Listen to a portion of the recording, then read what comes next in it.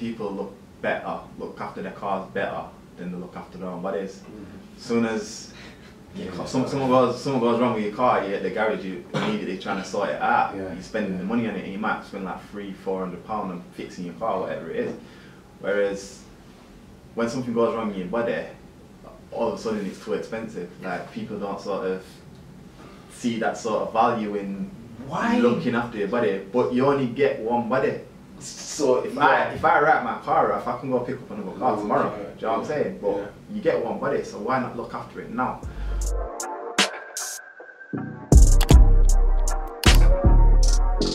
Listen, like, share and subscribe. We've got some fire content now. We are on the road to 1K subscribers, so please support the channel. Listen, without further ado, I've got a sports therapist, you know, entrepreneur, great guy, long time friend in Nathan Mckenzie. And Muggle, you know. I didn't even throw that one in, you know. I had to throw it in. Man, a Muggle. You know what I mean? Nathan Mckenzie, what you saying from? I'm good, fam. Good to see you again. Good to see you. Give thanks, we're here, man, we're here. We're back at it. It feels kind of mad. Almost doing the take two when it's already been done, because it's like all of that substance that we use, it's here, but yeah, we recreate straight away. So, what do you do when I speak about your career-wise sports therapy? How do you pronounce it again? So it's cryotherapy, C-R-Y-O therapy, so cryotherapy. So basically we're split into two. The word cryo just basically means cold. So what I do is I use cold therapy treatments in order to help heal and aid sports injuries and pain management. So yeah, in a nutshell, that's what I do. It's like an advanced form of icing. That's the best and simplest way to put it. So yeah. It's so mad as well, car. The last take, where he's got his machine out, blood doing all of this cold treat. Yo, it's proper. Now, is this like a new age way of rehab then, or? Yeah, so you've always got your new methods and your new treatments coming out all the time. So this is an old concept made new. So there's nothing new about cryotherapy. We've been using cryotherapy for hundreds of thousands of years. It dates back to ancient Greece.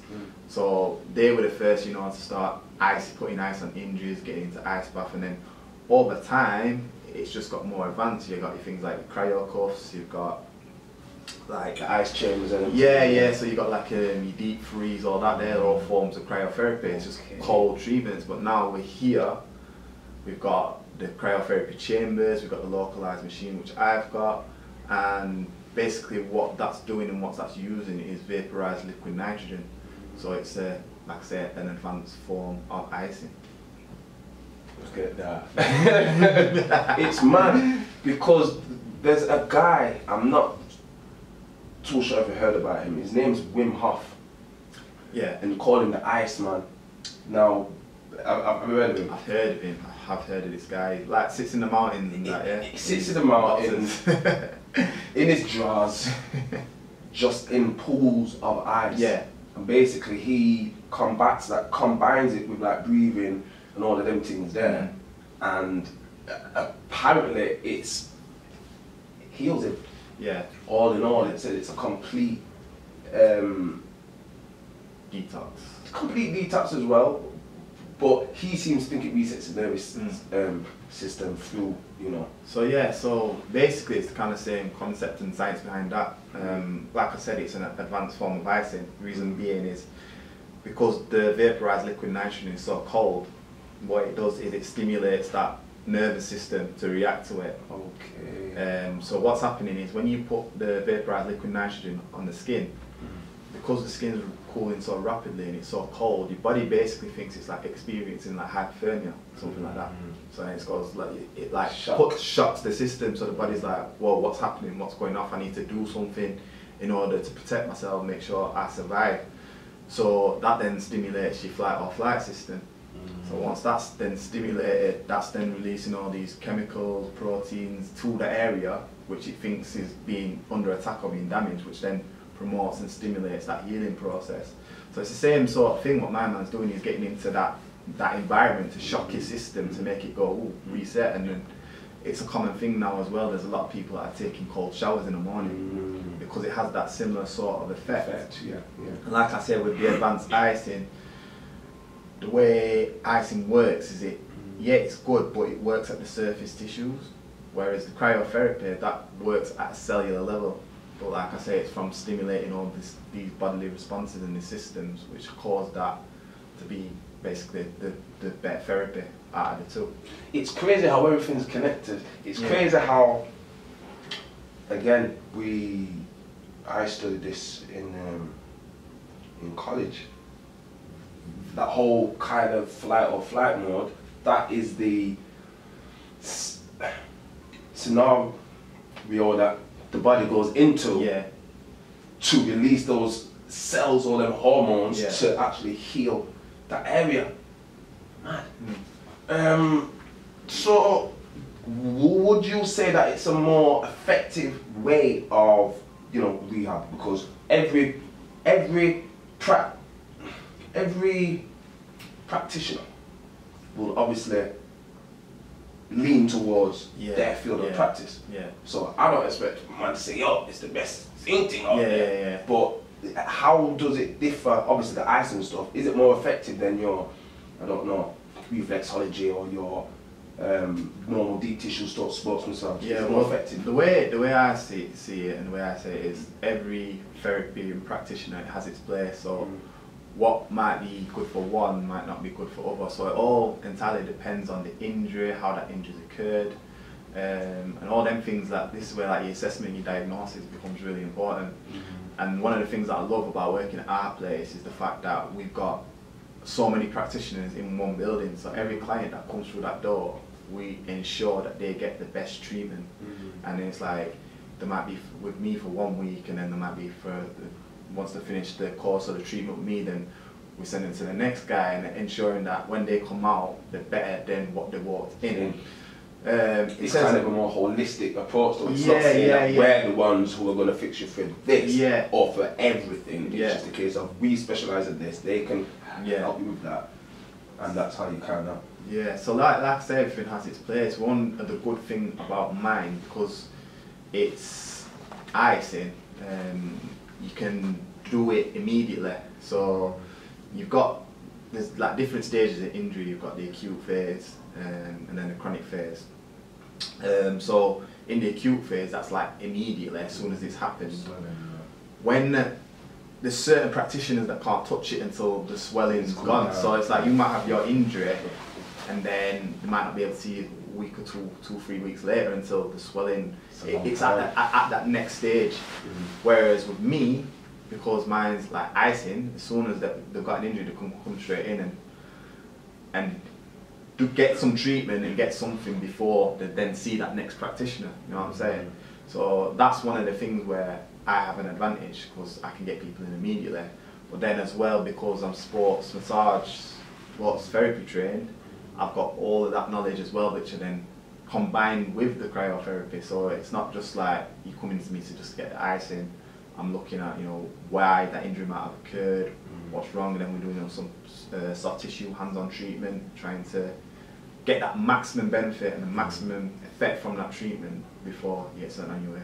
It's crazy because I think you also spoke about the you call it no man, the rate that the muscle or the injury almost returns to, and it's only what, like 80% or something. So what I was saying was, when you injure something, it only ever goes back to 80% of what it was, 80% of that 100% capacity. So if you're not doing your rehab, doing your treatments and doing all them things to get yourself back to 80%, you might only be like 60. You might only be like 60, 50 or whatever it is. Problem is, pain's always the first symptom to go from an injury. So as soon as it stops hurting, people think, oh, I'm alright. But then they don't realise there's the instability, there's the strength, there's the range of motion, there's all these things that you don't get because the pain's gone, so you think, oh, it's alright, and then until you start doing things that you used to do or going back to what you used to do, that's when you feel like, oh, actually, I'm I've gone not back a okay. bit. Yeah, I'm not 100%. I'm not okay. So it's making sure you get that rehab in to make sure your body's working and functioning at its maximum capacity, rather than rushing it and then just messing it up. I respect it, you know, because again, I don't think we give people in fields of rehabilitation enough credit, because, as you know, athletes, injuries, you know, sports people, putting it onto that soon as well, whatever else, we're relying on practitioners as like yourself to get us back to that 80% or somewhat close to that. Yeah. So obviously me, I've had loads of injuries, you know, and yourself as well in college, whatever else, kicking ball. Yeah, I give thanks, bro, because without your lot, well, it's a joke. Like we always say, it's like people look after their cars better than they look after their own bodies. As soon as something goes wrong with your car, you're at the garage, you're immediately trying to sort it out. You're spending the money on it, and you might spend like £300-400 on fixing your car, whatever it is. Whereas when something goes wrong in your body, all of a sudden it's too expensive. Like, people don't sort of see that sort of value in looking after your body, but you only get one body. So if I write my car off, I can go pick up another car tomorrow. Do you know what I'm saying? But you get one body, so why not look after it now? And why do you think that is? I don't know. Is it kind of generational with us now, or what? I see a lot more people, like the clientele that I get, I see a lot of people coming through and sorting themselves out, but I don't know. Obviously you get the ones who love it and prioritise it and they put it at the top of the list, but then there's, like you said, there's people that, I think sometimes we have a guilt on ourselves to actually look after ourselves properly. Like, for example, I've had clients come to me with injuries, but instead of buying themselves a treatment, they bought it for like the wife or the husband, and it's just like, well, what about you? Like, I'll be alright, or I'll wait for it to get worse. But prevention is better than cured. The earlier you can tackle these problems, the easier they are to sort out. It's like, if you're in a bad state and then you come in to try and get the cure, it's going to take a lot longer to get you back to where you were. But I think a lot of that is that sort of guilt of not wanting to spend it on you and look after yourself, but we look after other people better and other things better than we do ourselves, and sometimes it's that taking that accountability. And having that sort of like confidence to go like, I'm gonna put me first. I think at times, sometimes we're not selfish enough, and you need to be selfish and say, I'm gonna do this for me and make sure I'm right, so then I can better look after other people later on. We say this all the time, don't we? Like, it starts with you and it ends with you. You can't pour from an empty jug. So, better yet still, you work on yourself in whatever capacity that is, and then you're able to give back more. I also think it's this kind of invincibility complex that we have as humans. It's alright. Like, we have examples of people who transition sadly, people who get ill, and all of these things, and it still doesn't occur to man that that could happen to you. You never think it could happen to you. That's the thing. But it can't until you go through that experience. You don't realise it.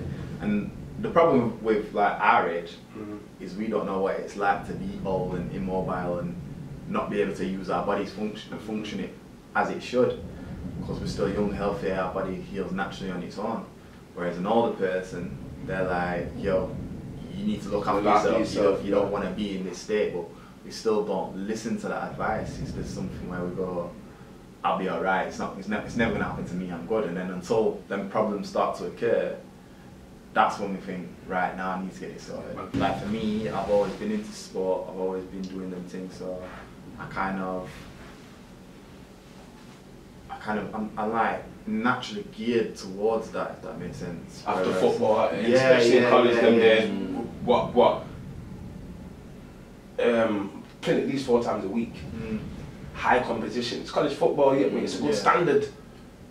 So, as Nave's saying there, you're geared to kind of be on top of what, food, nutrition, rest, stretching, them kind of things there. For me, it's like I've always been playing, exercising. Like I did GCSE PE, A-level PE, went to university. So I've always been in that environment of, yo, you need to look after your body, keep yourself fit, healthy, learn all the benefits of exercising and how that can prevent all these type of injuries and all the issues later on in life. So for me, it's like, it's ingrained in me, do you know what I mean? Whereas for other people who might not be in that environment, it's not the same. Not doing the exercise, not doing the courses that I've done, they probably don't see the actual value in it. So until you educate people on the value, that's when it sort of comes in. But then that's part of my job as well, to help educate people, to make them realise this is what you need to put first. Your body, you only get one body, you can't replace it. And once things go, they go. It's like going back to that 80% thing, and once it's gone to there, then you're not getting it. It's 20 short. And it just keeps 20 shortening and shortening. And then not only that, once you get one injury, then your body starts to then compensate. Overcompensate to that, and so then that makes another injury, and then it becomes a vicious cycle, and you end up just getting injury after injury after injury. So, but do you know what? I respect it, because again, I've had a lot of surgery, you know, ankle, knee, shoulder, where I've been reliant on rehab, and I've not always done it and stayed strict to it. However, I understand the importance of it now, and it's good to have individuals like yourself who are standing on that importance, especially at our day and age. yeah.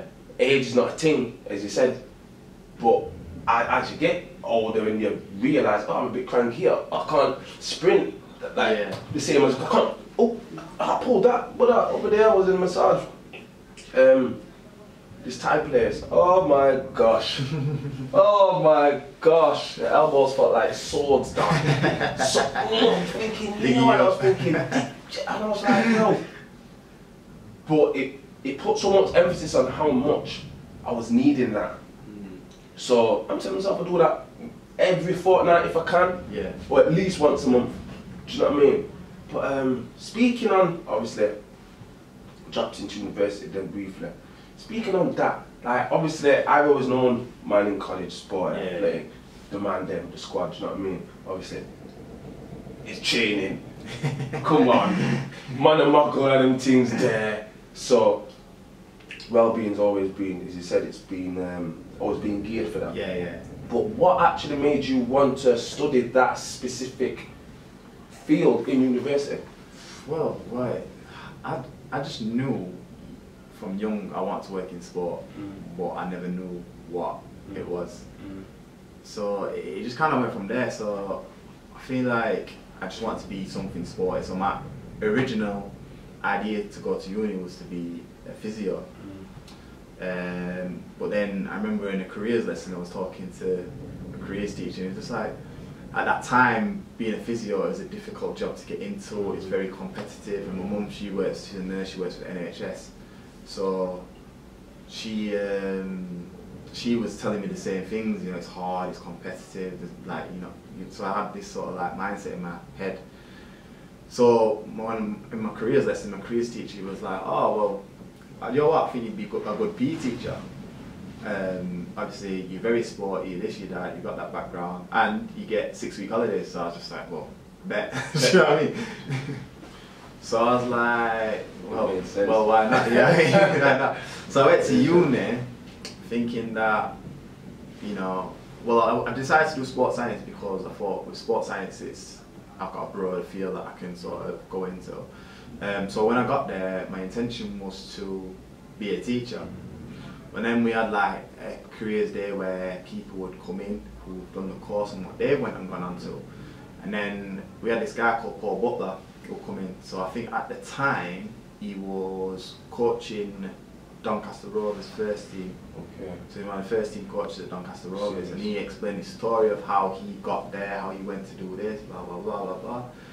And then that lecture kind of just changed everything for me, because I was kind of like, well, bro, like why am not no disrespect to like any teachers or PE teachers out there, but I thought, why am I settling to be a teacher when this guy in front of me was sat in the same lecture hall that I was, and he's now coaching in football? I thought, why am I settling for that? So then from there, I kind of was like, yo, I want to work in football.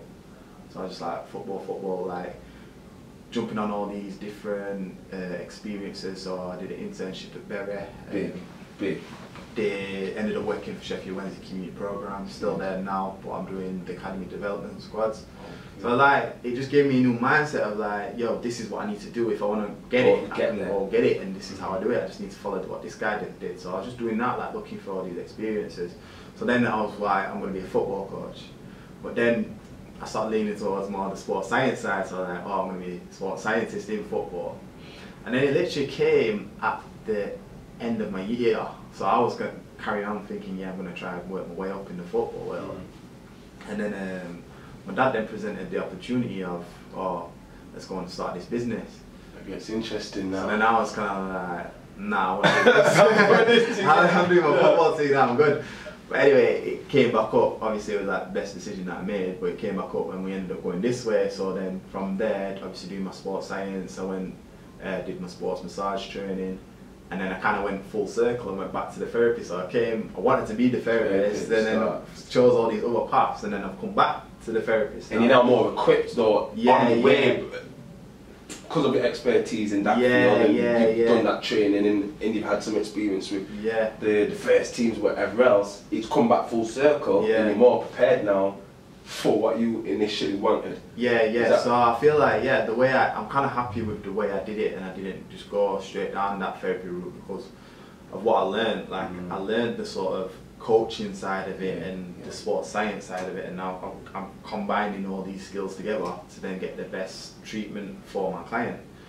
So really happy with the way it went, and that I didn't go down that route, because then I feel like I've got more skills to my arsenal, and then I'm just keep expanding on them, keep learning, keep moving, and just keep growing. I like that as well, because the man said, yo, keep learning, keep moving, keep going. I think a lot of what we do, I'm not a student at higher ed, but obviously went to college, A-levels, this and that. What seems to happen is when people devote their life to, say, a career, they think, that's me now. Once they get there, that's it, they stop. If you would have thought to yourself, do you know what, I'm just going to be a PE teacher, you wouldn't have all of this fulfillment you have now. You might have still been happy because it's stable, you work hard for it, but as you say, everything comes back full circle anyway. So now you're here, and you've also got more tools, as you said, because it's not just education now, it's business. So speak on the business side of. Go on. Well, what I was going to say to that is like you're always still learning. You should always be a student, even if you're not sat in the classroom and doing a course and doing whatever and doing assignments. Even just a skill, you're learning that. It's like even with yourself, like you're on this podcast game, you're learning about podcasts and how to speak and how to interview. It's like you're not, even though you're not in a classroom, you're still learning something. You're learning something new, and then you're just continually growing and growing and growing until you max that out. And that's how everybody should be really. You should always want to sort of approach and learn something, pick up new skills. Even if you're in a certain career, how can you make your career for you, or the experience you're giving, like, well, I'd say clients, but that's in my sort of case, clients or your audience or the people that you're teaching, how can you give them the best experience when they're coming to you? And that's that sort of learning by getting better, so you can provide them the most value. Like, share and subscribe. Yo, I'm going to be doing this all the time now. There's gems in there. Well, but you're saying about the business. Yeah, about the business. Just briefly, because I think it's important that people know that you have built a business amongst your pops and your brother, to where it's. Speak on it. Speak on. So sorry, what? Speak on how that was like starting that, the business. So like I said, obviously my dad approached me. I was like, nah, I don't want to do this because it just sounds too much. You know what I mean? I don't want to get into that. But obviously we started it, and it was tough. It was tough at times. Like, I'd be lying here if I said it's always been like sunshines and rainbows, because it hasn't. There's a lot of hard times, probably more hard than good. I've been doing this for probably about, I'll be 5 years in September. And I'd say only probably the past year before that, things started to go well. problem is COVID hit. So it's like, I'd say the first 3 years were just difficult and horrible, like amount of like debt, and then you got to sort of like pay that off, and then working for free for a lot of the first few years. But it was that grinding, hard work, perseverance, being patient, knowing like, it's gonna work, it's gonna work. And now we planted the seeds how many years ago, but now it's now starting to pick the fruit and get the fruit from the tree. You know what I'm saying? And it's that sort of putting that work in and just being patient with it and letting it build, because there's so many times we could have just gone like, nah, this is done, allow it, stop, go on to something else. But because we've stayed committed, we got rewarded for that commitment. We spoke about this off camera as well, the importance of, as you said there, key word, perseverance, because I feel like when you speak and say, oh, do you know what, I'm 5 years deep into this, and it's only the past year that I've seen some extreme ascension, and there's been COVID, people can't fathom that. Yeah. Everything's immediate. Everything's, oh, the guy whose video is viral, or the instant gratification. Instant gratification. It don't work like that. And I'm just so glad that you put emphasis on the fact that it doesn't work like that. I've had to grind hard for this, and I've had to keep learning on the job. I've had to attain different skills, like the marketing I was saying earlier, and like COVID must have been a mad thing for y'all, man. Yeah. Because it's customer facing. Yeah, because the peak thing as well, it was like, like when I say it was hard, hard. There was just no like sort of, like, no sort of like, what's the word? Way out. Yeah, like, just like when something's gonna happen, and then it started going good, and I was like, yo, this is sick. That it started. It was worth it. Boom, COVID hits. Back to square one. But then we managed to, obviously when we come out first lockdown, we managed to just hit the ground running again. Everything started coming, and then boom, boom, boom, building that momentum. Bang, COVID hits again. So but yeah, it's like I say, it's that perseverance. It's everything's going well now. It's just like keeping it moving, and bringing cryo to the attention of the world.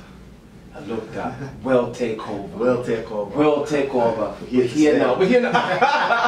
Like, share, subscribe. No, do you know what, fam?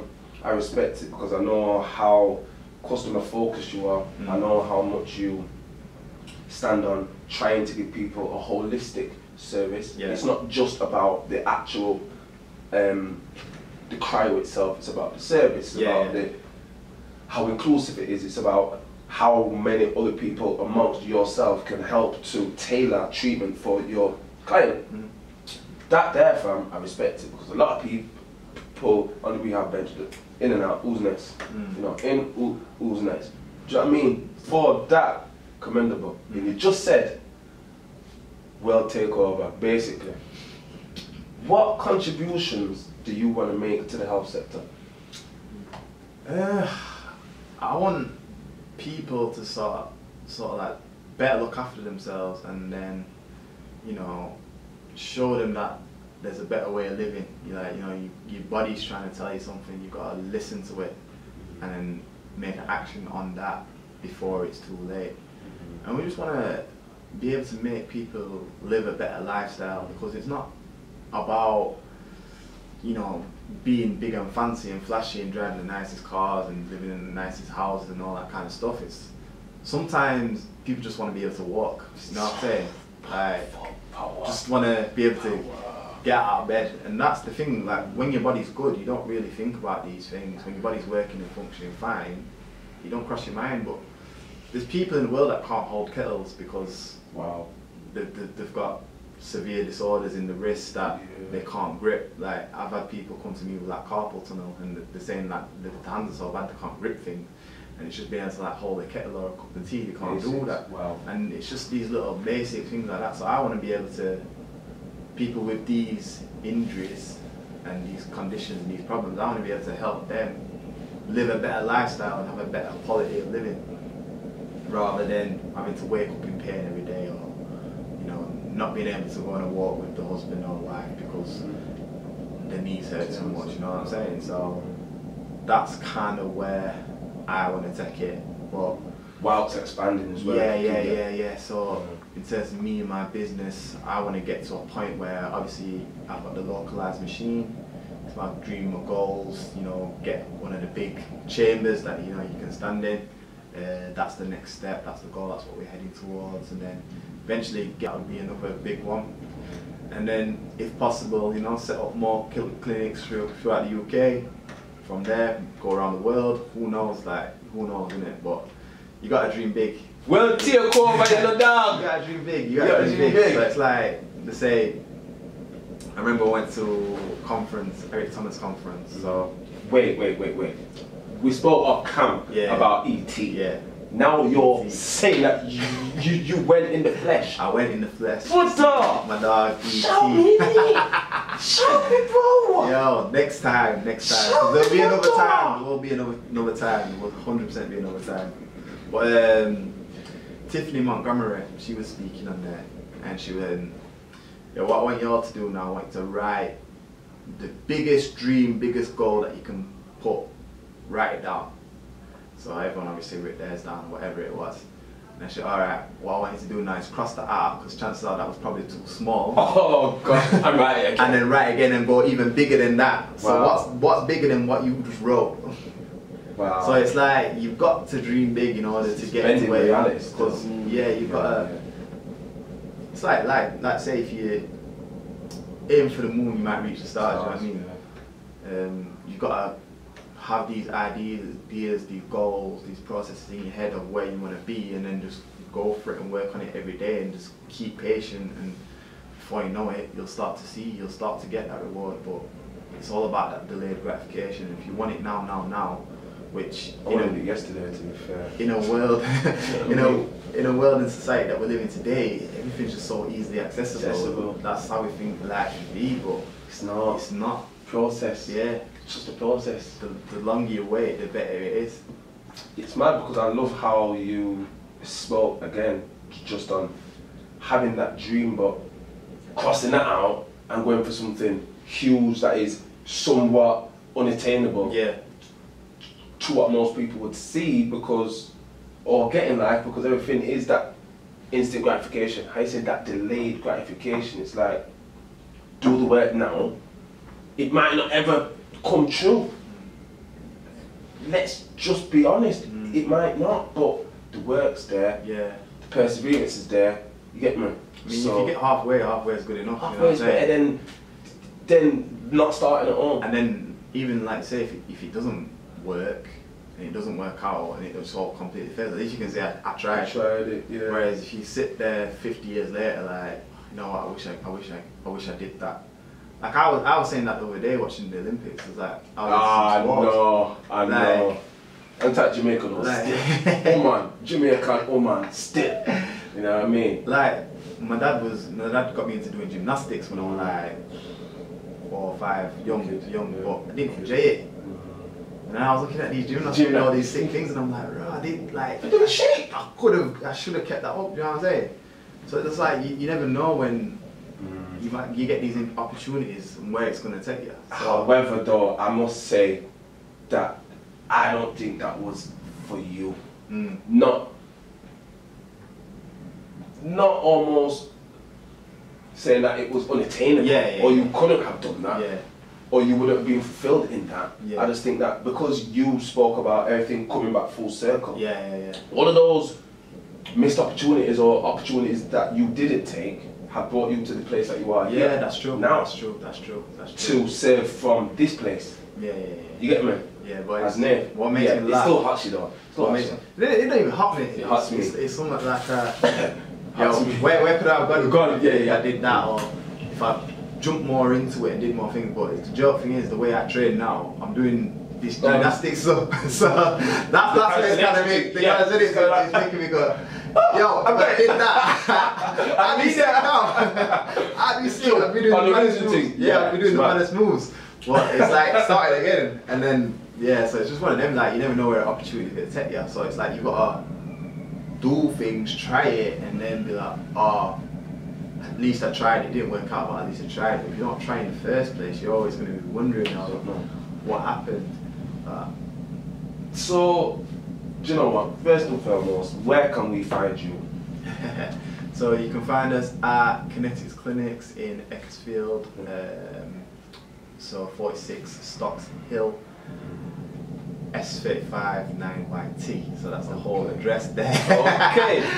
So that is where we are based. That's where we're based. And if you want to find us on social media, so we're Cryotherapy UK Sheffield on Facebook and on YouTube, and on Instagram we are cryouk_Sheffield. And me personally, I'm Nathan Cryo on Instagram, Nathan Mckenzie on Facebook. So yeah, that's me. But Marco, you know what I mean? Make sure, man, get this one in there on screen. It's mad as well because you've worked with some athletes. Yeah. Like we're talking high level athletes, as like who I'm sure there was. What's that name now? Tony Bellew, Johnny Nelson. See there. We've had like local boxers, so like, you know, Nikolai, Levi, Kinciona.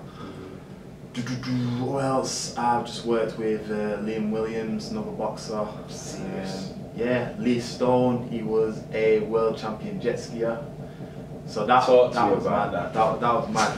So talk to me about that, man. Quickly. Because my man, funny. Listen. You know, like when somebody doesn't sort of, don't big themselves up, like just humble, right? So obviously this guy comes to me, like world champion jet skier and that, blah blah blah. So I'm saying like, how did you get injured? Because obviously come to me with a mashed up shoulder. It's like, oh, I did a double backflip and messed it up. So these times I'm just thinking, you know, double backflip, that's just it's normal. Nature of the sport. Extreme sports. It's taking a free kick in football. You know what I mean? Man's a good free kick taker. Man's a good free kick taker. You know what I'm saying? Obviously, as the sessions are going on, you get to know somebody a bit more. You get talking. My man ended up telling me that he is the only person in the world that can do a double backflip. Oh gosh. Oh, not even he's the only person who can do it. He's the guy who invented it. Off the bat, he invented it. Man. And I was just like, you really are that sick. Like, he's so not even just like a regular jet skier. He's the guy. He's like the GOAT. Like, you know, he's the Messi or the Ronaldo of football, whichever way you want to take it. You know what I'm saying? He's that guy. He looks like a problem. I'm looking at that. So I'm saying to him, I was like, well, so how, like, can anybody do it? He said, like, nah, nobody's close. But he said when he first did it, he mashed himself up. I think he said broke his nose, did this, because the jet ski just landed in his face. Oh gosh. And then he was just like, you know what, I know I can do this. I know I can do this. And he just carried on, until he perfected it. So yeah, man. But I'm now checking out the page and that. You need to get that on camera. Show the I'm people. gonna put it up. Yeah. I'm show gonna the put it people. up on camera. I'm thinking, oh, this guy. And it's so interesting that he just found himself in Sheffield. Yeah. For a recommendation or just because you lot are so good at what you want to do and effective, it's like, yo, do you know what? Let's go check them man there. Man said they did a double backflip on a jet ski. Look, that's the image. Yeah, I'm gonna have to get it up there. Yeah, on the shoulder. But it's like the same as mine, like a open lattice. That's oh my gosh. But yeah, that's and it's so key that, because if you hadn't helped him or Tony or whoever else with these athletes or people who just work in rehab in general, their career is done with now. Yeah. Their career is done with. Without the relevant people on deck, it's you've got to have that team, man. You've got to have that team, and the team sort of expands past, you know, the coaches and the athlete. You know, you've got the sports science, but this is where it's getting good now, because, you know, these days people are sort of looking after themselves a lot more and trying to get themselves into that and want to be the best performers, whereas, you know, go back a few years ago, well more than a few years, about 30 years ago, people weren't doing that. They was just getting injuries and then just going back out and playing. and it's all about that protection and making sure you get the maximal performance out of the athlete. And like I say, it's a bigger team than that. It branches further down, so you've got a lot of the backroom staff which don't get the mention. They are just as effective and important. They're the backbones in the success of the athletes. So yeah, it's a team effort, you know, and that's quite modest of yourself, humble of yourself to say, even though I know I'm good at what I do, I know it's not only me. There's other people and other elements from up here to down here and backroom stuff that I actually need, you know, acknowledging. But that's not all that you do. That's not all that you do. What do you mean? Man, a muggle. You know what I mean? I'm seeing man on flipping. What did I see one now? I think it was like some what's it called now? That Grand National something like some horse. Listen. Not Grand National. Royal Ascot. Even better. Even better. No. Royal Ascot still. I ain't doing Donny Mason. I won't be here. So, no, speak on that, because that's sick. Obviously, man's, you know, in shape and, you know what I mean, line up and thing, you know what I mean? I just thought it'd be a good side hustle, so okay. I just kind of went for it, and basically the way it started is, you know, Jamie Reeves. Yeah. Obviously he was doing his thing, and we were friends from back in college and that. So obviously when he's like just started up, I seen him out, so I was like, yo, Jam. Killing it, like, being sick, you know what I mean? Go on, put me on. No, not even like that, not like that. But as well, like, no, go on. I always saying pause. No, I said pause instead of that, yeah, go on. Go on, yeah, so, so basically, obviously, I seen him out and was having a conversation, obviously, we were doing sick, talking to him about, you know, like, are you doing this sick kind of thing? Like, and I must have just dropped the comment, oh yeah, I'd love to do something like what you're doing, that's sick, like, go. And then he just turned around to me and was like, yeah, you should just go for it.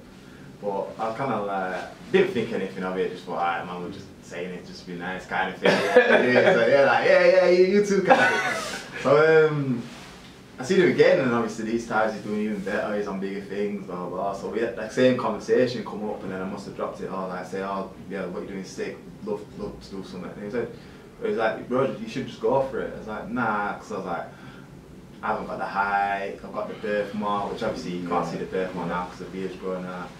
And he was just like, yeah, but they actually love things like that. They love things like your birthmark because it makes you unique, it makes you stand out kind of thing. So yeah. So it kind of just like planted the seed in my head, and I thought, you know what, I'm just going to go for it. And then I seen this thing come up on Facebook, and it was like, oh, looking for models type. And then like signed up. And then I got halfway and I backed out. And then I tried going for it. I tried going for it again, but then the thing disappeared. I couldn't find it. So then later on, another one came up, but on Instagram before. Nah, so I'm doing it this time. So I put my details in. So I went down to this place in Manchester, took all these photos, and then there's like, had you sat in this waiting room, and then they were like, oh yeah, we've sent all your photos off to these agencies, we've got all these people like interested in you kind of thing. And I was like, oh sick, this is sick already. Like I was like, well, this wasn't even, you know, nothing. So then yeah, basically they wanted me to pay something like £600 to be part of it. Yeah, some daft fee. So I was like, nah, I'm not too sure about that. So I just kind of like went away, took my photos, because I managed to get the photos. And obviously I was speaking to Jam about it, and then I was getting all these like agencies ring me up, but then they was asking for like an upfront cost. So obviously I explained this to Jam, that was going off. He said, yeah, like be careful with them, because usually places like that, they just want your money. They'll just take the bread. Take the bread. Gone. So it kind of like it disheartened me a little bit, because I was like, oh, it's just a money making thing. So I wasn't even gonna pursue it. But anyway, I had another friend. Josh, obviously had him, so he had his own, he was modelling as well, so he's doing quite well, played football with him back in the day, Abbey Lane, so yeah, I told him about it, and he said basically said the same thing, but he said like, but me and my girlfriend, well his girlfriend, we've set up our own business. We're trying to help people get into modelling. So he's not an agency now? Yeah, so it's not even an agency, he's like the agency before the agency. He's the agency before the agency. Okay. So it's like that. It's like we're trying to bridge a gap because he said for him and his girlfriend, because she's a model as well, he said there's nothing for people like tell people how to model. That nobody teaches you that. So that's what they were trying to do: teach people what to do, how to get into the industry, all of that. Because they said when they started, they were just lost. They just kind of picked it up along the way. Nobody said like, this is how you pose, this is how you do this, blah blah blah blah blah. So he was there to bridge that gap. So he like convinced me to come down. So I ended up going down to them, doing a shoot, and then basically they took my photos to my agent, their agent, saying they were like, look, we've got this guy, and then boom, sign me up. So yeah, man a muggle.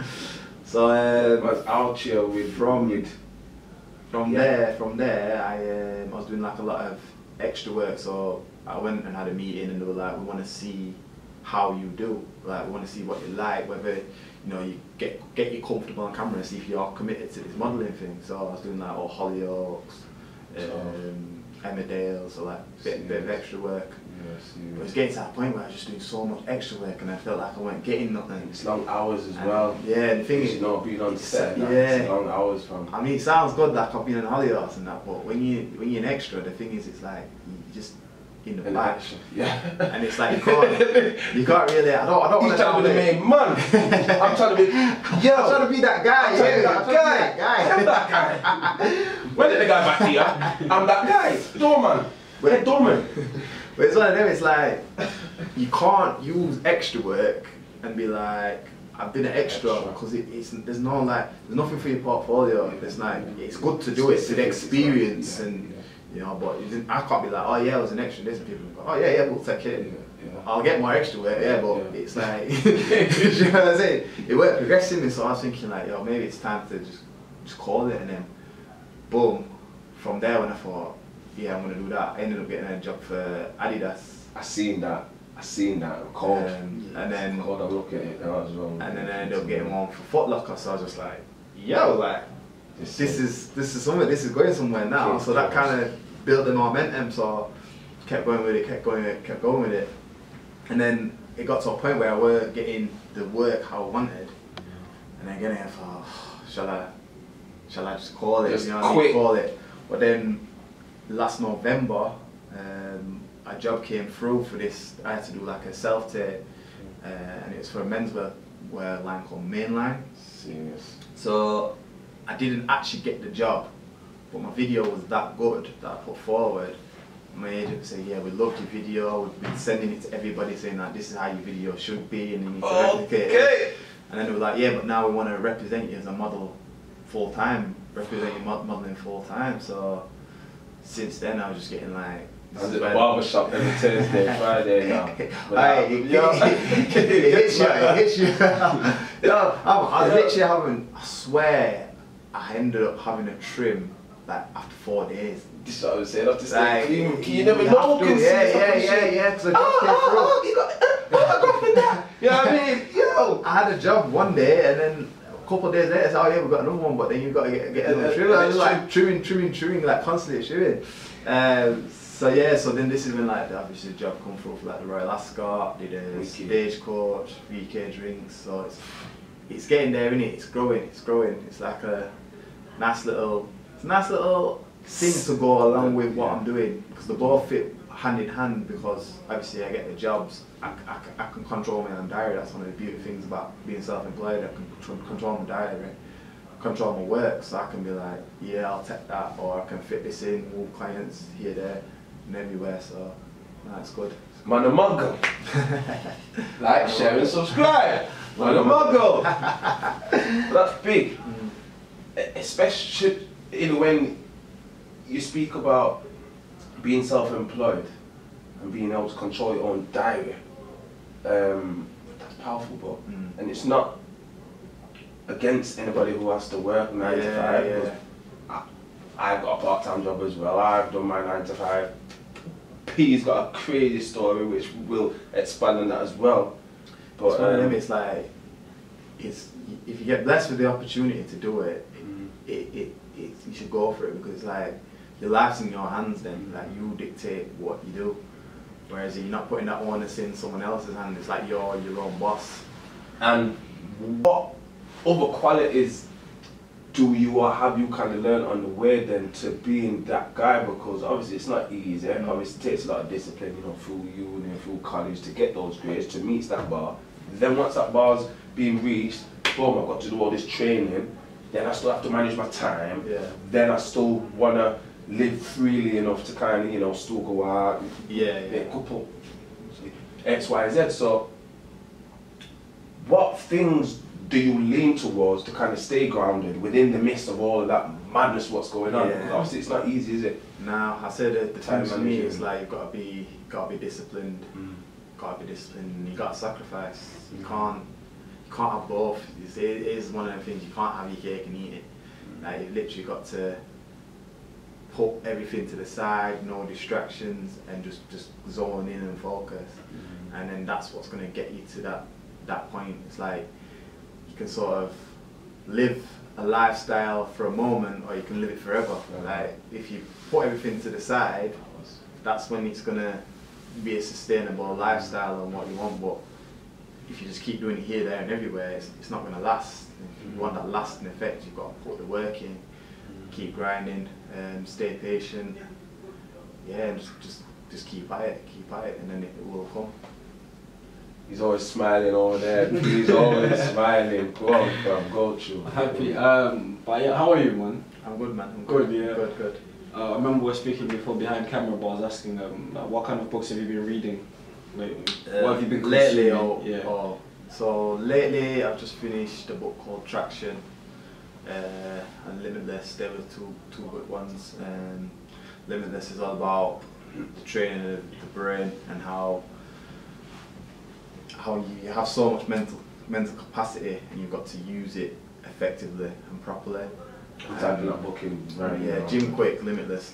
So it's all about like using your brain to its maximum capacity, learning better, reading quicker, and not getting distracted, because it's like your brain can only take in so much information. So when you're like constantly on your phone and doing whatever, this is then causing your brain and your focus and your attention to fog. It's like, because you're getting that much information coming through, it just sort of like, basically like in a sense dumbs you down. So you're not using your brain to its maximum capacity, and it's like as well, a lot of it is through technology, but not to say that technology is the devil, but it's like it's the devil in the red dress. Yeah, it's the devil in the red dress. Used effectively. It's got to be used effectively. You know what I'm saying? But it's like they say that people, like the older generations, they can use their brains a lot better than us because we were born into this technology. And it's like for example, for me, if you speak from personal experience, there's certain places I can't drive without the sat nav. Whereas your parents or whatever, they can just jump in the car and just know map, boom, boom, boom. And they drive places without maps or sat navs, you know what I'm saying? Whereas I feel like overly reliant on it. And they said like that affects your brain because you're not stimulating your brain enough in the way that you should. And even as well, it's even like spelling, like. I'm sorry, just please let me land. Quick little story, yes. From being about the age of like 6 to, like 14, 15, my mum every Sunday religiously would sit me down on the carpet and say, listen, spell test. And you need to get at least 18 out of 20. So I was alright at spelling, but it resonates so much because now I'm kind of relying on spell check now. Yeah, but that's what I was saying. It's scary because I was never like that. I got an A and a B in English. This is what I'm trying to say. A and a B in English, and I'm so reliant on my phone now to spell that I can't spell simple words. I'm like, it's just gone. But it's like because I'm not been practicing doing it. It's just it's gone from there. You know what I'm saying? So yeah, that's basically what all this book's about, getting your brain back to its full capacity like it should. And why it also explains like why we can't remember stuff and how to get better at remembering important stuff and things like that. So yeah, that's one of the books I've been reading. One of my favourites of all time, which I think everyone should go to, one should be, is Rich Dad Poor Dad. That changes. Yeah, Kawasaki changes. Yeah, man, changes your mindset and the way of thinking. What would you say is the five things you took away from that book, Rich Dad Poor Dad? Which one? Or three. Or three. Even three. Trying to think. I'd say you've got a high risk, high reward. You've got to put the work in. Don't be a slave to the dollar. That's how he put it. In other words, don't. What people do is they trade a lot of time for money, because they see the money as the important commodity, but it's the time that's the most important one. Wow. And how you spend your time is how you can, develop and grow.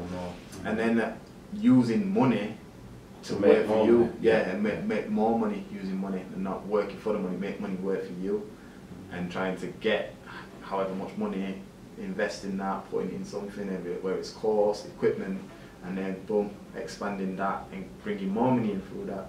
Which then creates more time because more time because then you're not doing all the work, and and then you can employ people and go that way. So that's it. They were my biggest takes from that. And then I've read his whole series, so he's got another 2 after that, and then.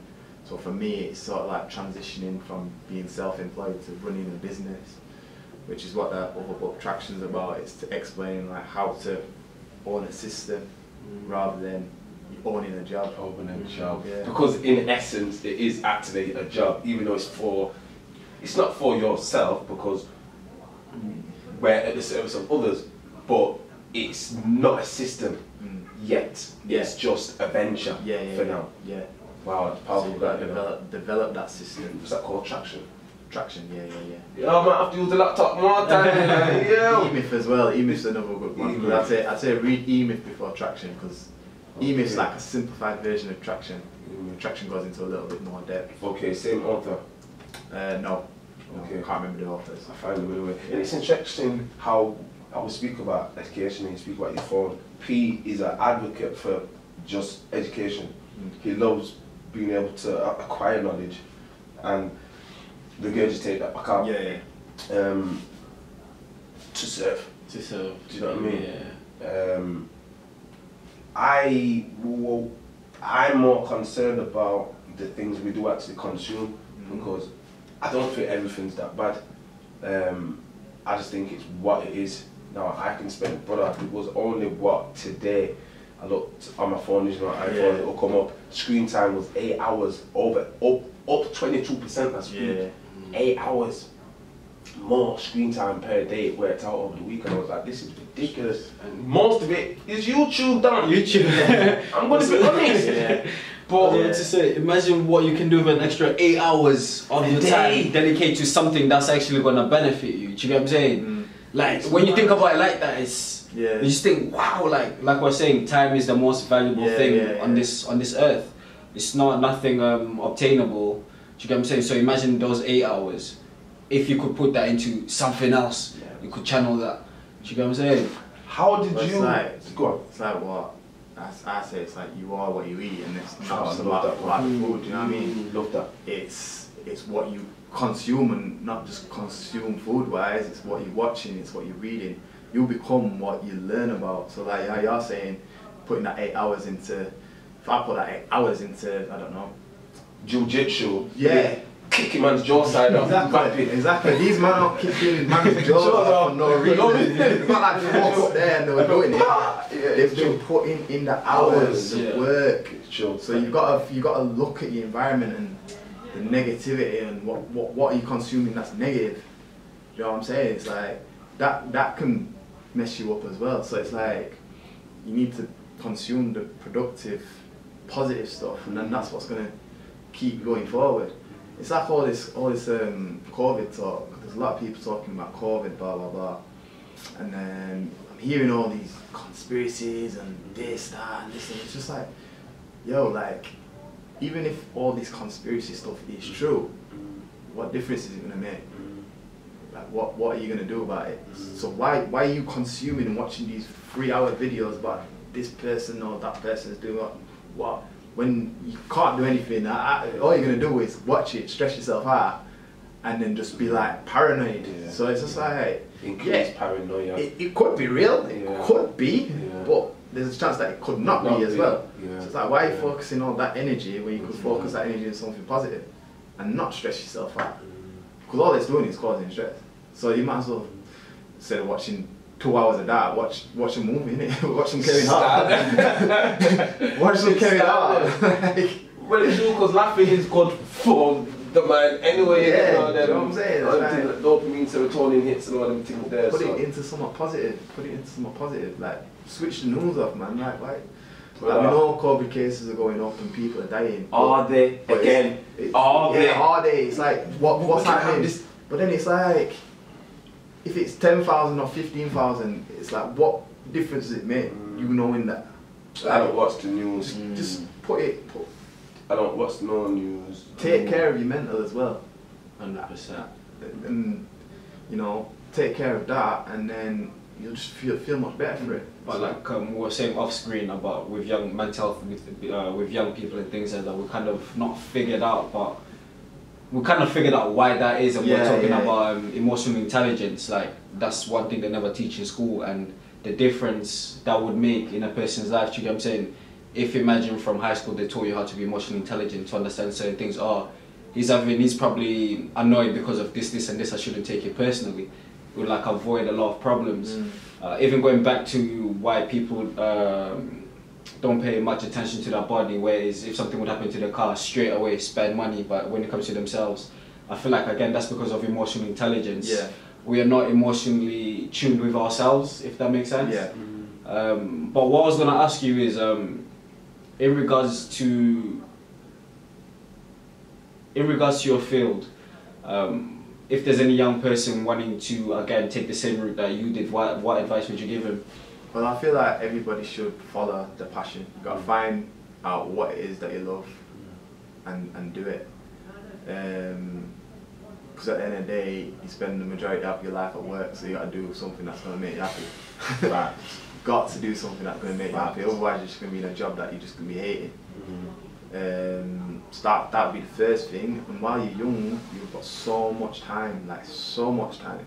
Chase your passion, chase your dreams first, because you can pick up a job at any time. Like, if I'm 20 that is so essential, bro. and I had 10 years onto that, I'm gonna be 30. Like, you can pick up a career at 30 and do whatever, innit? Like, chase your thing now. I'm 30 next year, yeah?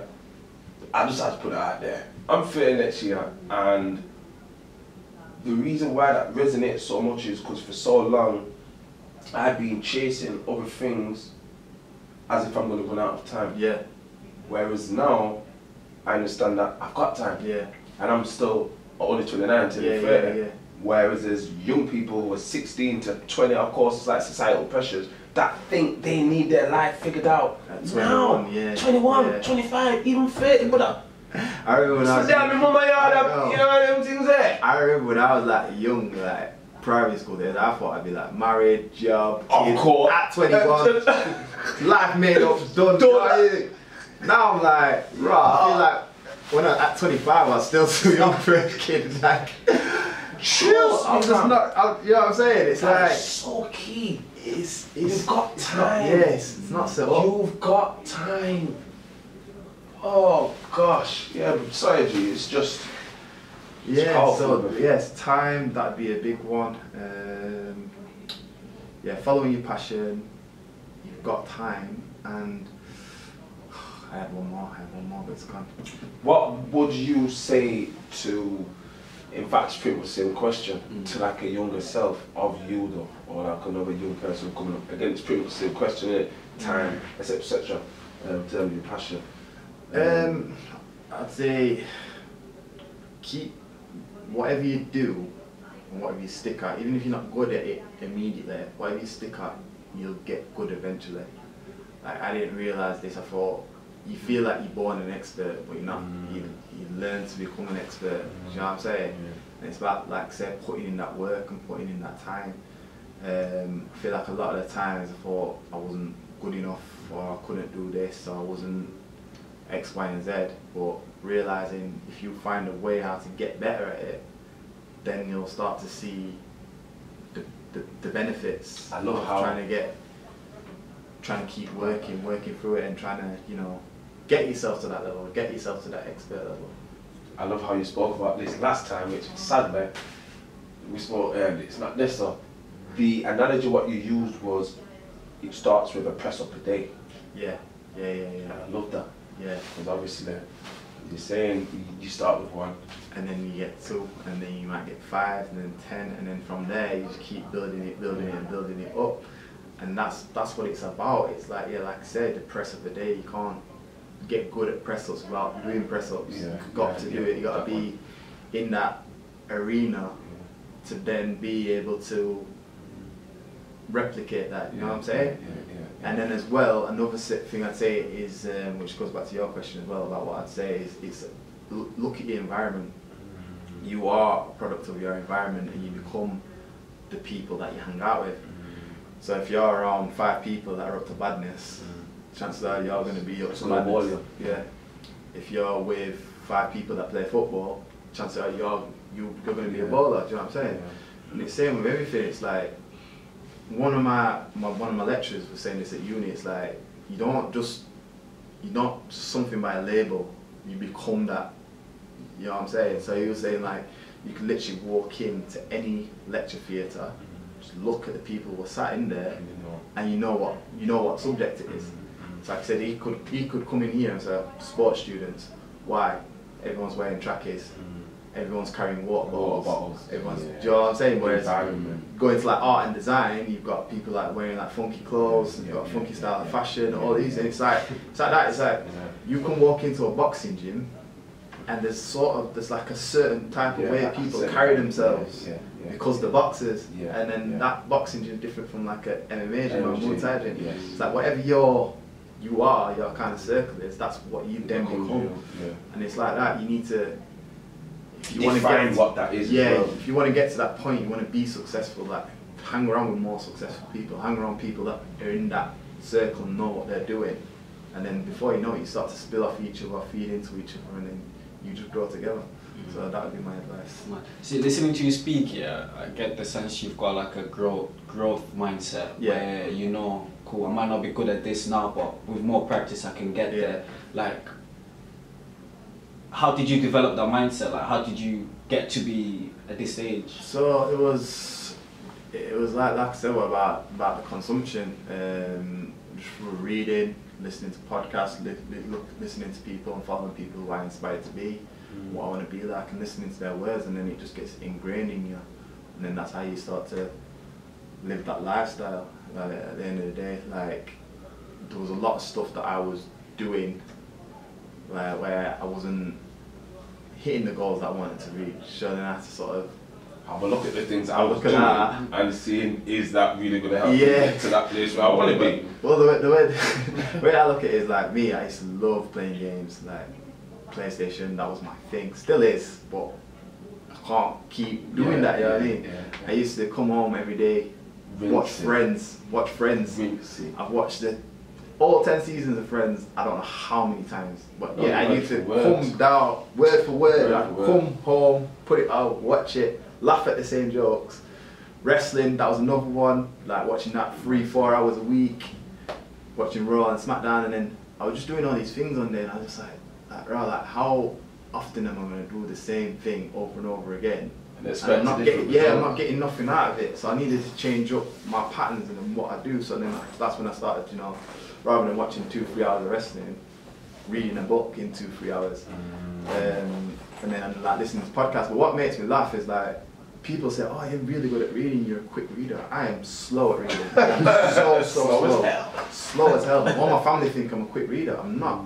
It's just that time I put into reading, and then before you know it, the book's done. Like, it doesn't take that long to read a 300-page book. It really doesn't. As long as you're reading it, you'll just be flicking through the pages like, rah, I'm on page 100 and whatever already. But it's that if you take the 3-4 hours like I said and put it into that, with something else. That's when, and then again, it comes back to that consumption thing about if you're consuming this for 3-4 hours, if you put it into something else for 3-4 hours, that's when the results come. Gems. I'm still trying to see which one was the episode, but the other episode because yeah. Thank you. Yeah, nah man. We've got more anyways, of course. Well, you know what? It's only gonna get better. So we're gonna have to have a catch up. You know what I'm saying? Of course. I'll catch up in 6 months. We're gonna have to catch up. When my man's got Eric Thomas that I wish. Interviewed Eric Thomas. Oh man, just hopefully I'm gonna be on next level. So you say, yo, what's been happening? You're already at the What's front. been happening? You're already at the front. But this is why I wanted to do this again. Not just because we lost the footage X, Y, and Z of this thing, because even since then you've grown again. Yeah. And your insights have not changed but evolved. Tweaked. Tweaked and evolved. Just tweak it. Just a little curry powder on that. Garnish, a little salt bay. A little salt bay. You ain't putting no steak in my own, man. I'll say that for free. But no, thank you, brother. No. Thanks for having me, man. Thanks for having me. Next Obviously, time, you're doing your thing. It's good to Shine see. from, you know what I'm saying? Shine, bro. See people come through. It's Get a to the top, collective, though, fam. Get to the top. As I'm saying, it's a collective where Tarantino, P, you know, I've got all the dons in the back who supporting, man. You get more giving, man, constructive criticism, advice. If you try this, try that. I don't think about this. Obviously, the editor's K. Like it's is he saying it's bigger than me? Yeah. You know, but like I'm saying, like all of this is bigger than me. You get me? It's like everybody. Yeah. Colonel's on the bucket, but he's not making the chicken. Yeah, making it. Analogy done, innit? No, but this is love. Give thanks. That's that Nathan Mckenzie. Do you know what? Where can we find you? That's me. Socials or socials. What, in the club? Sleeping, that's so we can find it anywhere. Yeah, animal, what? So, yo. Socials, yeah. So me personally, Nathan Cryo on Insta, Nathan Mckenzie on Facebook. Business page is Cryo UK _Sheffield on Instagram, and Cryotherapy UK Sheffield on Facebook and YouTube. There you have it. All there. There you have it, people. Follow us up. I need that 1,000 subscribers. Listen, like, share, and subscribe. Tell them, bro. Like, share, and subscribe. Daily Devotion Podcast. You don't know. Love, fam.